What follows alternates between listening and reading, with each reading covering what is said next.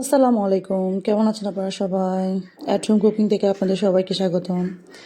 আজকে আবার বানিয়ে ফেলেছি ছিটে রুটি, কিন্তু আজকে ছিটে রুটি একটু ভিন্ন রকম। ভিন্ন রকম বলছে এই কারণে যে আজকে ছিটে রুটিটা আমরা এমনি এমনি খেতে পারবো। আজকে ছিটে রুটি খাওয়ার জন্য কোনো প্রকার মাংস লাগবে না।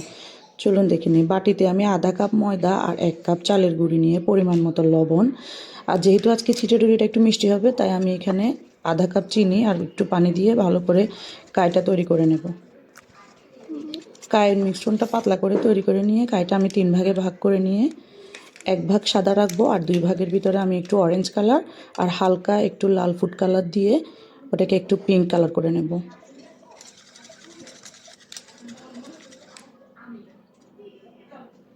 সুন্দর একটু পিঙ্ক কালার আসার জন্য আমি এখানে জাস্ট 1 ফোঁটা দিব কালারটা, রেড কালারটা। সুন্দর একটা কালার চলে আসছে, দেখতে পাচ্ছেন।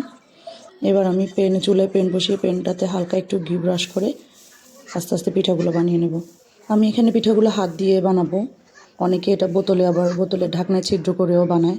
যেহেতু এটার নাম দিয়েছে ছিটে রুটি, তাই আমার কাছে এটা হাত দিয়ে ছিটে ছিটে বানাতে বেশি ভালো লাগে। আমি আরেকটা তৈরি করে নেব। পিঠাটা দেখতে আসলে অনেক সুন্দর হয়েছে, 2-3টা কালার ইউজ করাতে অনেক কালারফুল হয়েছে। আপনাদের কাছে কেমন লেগেছে জানাবেন। ভালো লাগলে একটা লাইক করে দেবেন, শেয়ার করে দেবেন। সবাইকে অনেক অনেক ধন্যবাদ। আসসালামু আলাইকুম।